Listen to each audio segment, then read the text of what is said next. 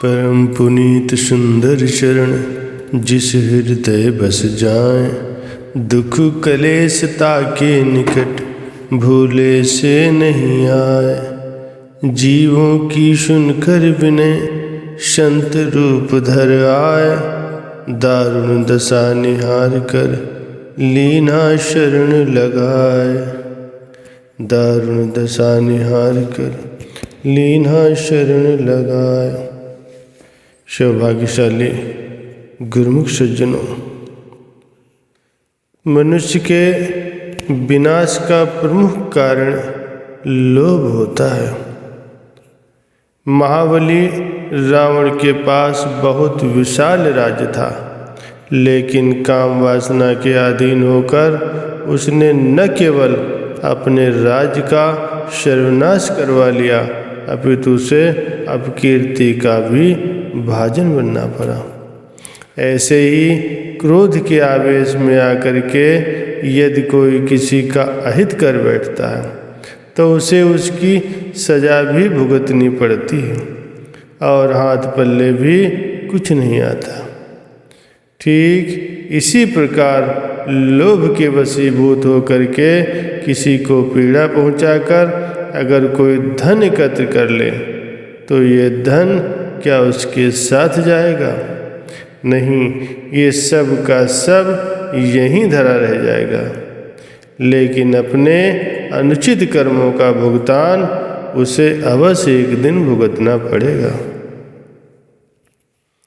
कहते हैं कि एक व्यापारी ने मन ही मन अपने व्यापार में लाभ होने वाली रकम का कुछ हिस्सा किसी संत जी को देने का विचार किया। संयोगवश उसका व्यापार इतना बढ़ गया कि संत जी के हिस्से के भी 500 रुपये बन गए। उसने कभी किसी को 5 रुपये भी मत्था नहीं टेका था, फिर 500 तो बहुत बड़ी रकम हो गई। उसका मन बेईमान हो गया, फिर भी 500 रुपये लेकर वो घर से चल पड़ा। संत जी की कुटिया कुछ दूरी पर थी। मन में सोचने लगा कि संत जी के लिए घोड़ा ही खरीद लेता हूँ। संत जी भ्रमण हेतु उसे ले जाया करेंगे। अभी थोड़ी ही दूर पहुँचा था कि सोचने लगा गाय 250 रुपये में मिल जाएगी, इसीलिए गाय ही खरीद लेता हूँ। संत जी दूध लस्सी भी पी लिया करेंगे। ऐसा विचार करते करते वो संत जी की कुटिया तक पहुंच गया। कुटिया के बाहर एक आदमी फूल, फल, नारियल आदि बेच रहा था। वो सोचने लगा कि उस आदमी के पास जाकर के एक नारियल ही खरीद लेता हूँ। नारियल का भाव पूछा तो उसने 5 पैसे बताए। स्वभाववश उसने कहा कि मैं तो 4 पैसे दूंगा। बेचने वाले ने कहा 4 पैसे में तो सामने वाले बगीचे से मिलेगा। बगीचे में जाकर के वो माली से पूछने लगा कि भैया नारियल क्या भाव दोगे? माली कहने लगा 4 पैसे में। उसने कहा मैं तो 3 पैसे ही दूंगा। माली ने कहा 3 पैसे में लेना है तो स्वयं पेड़ पर चढ़ करके नारियल तोड़ लो। लोभ में अंधा हुआ वो व्यक्ति नारियल के पेड़ पर चढ़ गया। अभी नारियल तोड़ ही रहा था कि पैर खिसक गया और वो वहीं पेड़ पर लटका रह गया।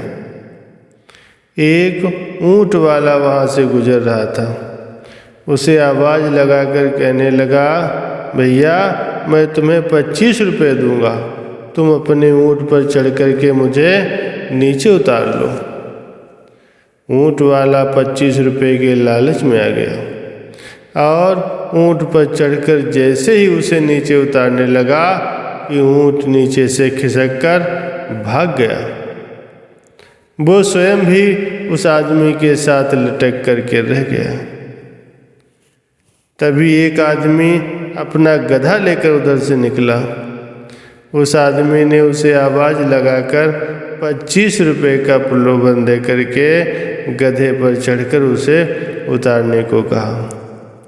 वो गधे वाला गधे पर चढ़कर जैसे ही उन्हें खींचने लगा तो वो गधा भी भाग गया। अब तो तीनों ही वहाँ पर लटकने लगे। कुछ देर के पश्चात वो संत जी भी सत्संग समाप्त कर उधर से निकले तो अनायास ही उनकी दृष्टि उन तीनों पर पड़ गई। वे पूछने लगे कि ये सब कैसे हुआ। नीचे लटकते हुए दोनों आदमी बोले, ये सब 25 रुपये के लालच में हुआ है।